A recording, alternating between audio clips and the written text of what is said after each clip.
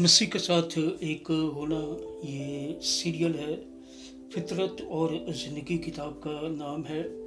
जब पुटकॉक मुसन्नफ़ है, producer Emmanuel Aslam, आवाज़ में शाहजाद शौकत। ये सफ़ा नंबर 113 है और यहाँ पर आगाज़ हुआ जा रहा है स्टडी नंबर 14, सबक नंबर 14, मक़दस खैमा इज्तिमा द टैबरनेकल। और हवाला नोट फरमाइएगा। खरूज की किताब है, 25वां बाब है, 8वीं आयत है और खुदावंद के कलाम में यूं मरकूम है, और वो मेरे लिए एक मक़दस बनाए ताकि मैं उनके दरमियान सुकूनत करूं।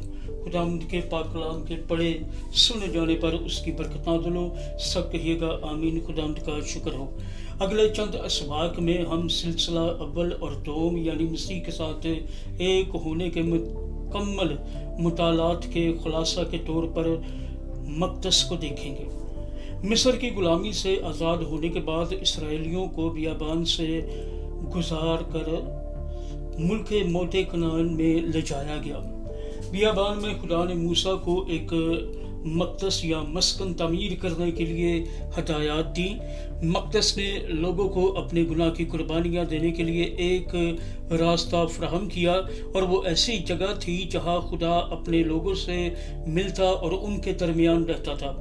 जब काहन कुर्बानी और परस्तिश के नमूना की पैरवी करते तो लोगों को माफ़ी मिलती और वो पाक हो जाते और खुदा की हजूरी और उसका जलाल मक़दस को मामूर कर देते।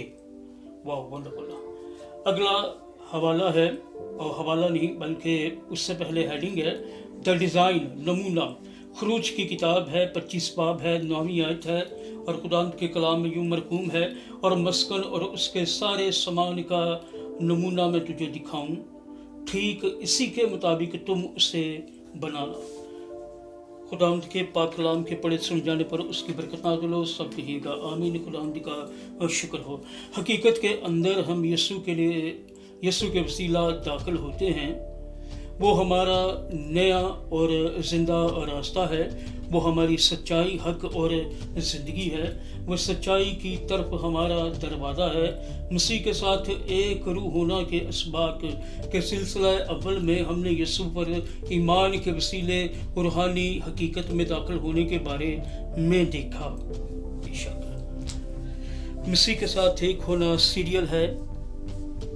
फितरत और ज़िंदगी किताब का नाम है। जब पुटकॉक मुसन्नफ़ है, प्रोड्यूसर इमानुएल असलम, आवाज़ में शाहजाद शौकत, और ये सफ़ा नंबर 113 है।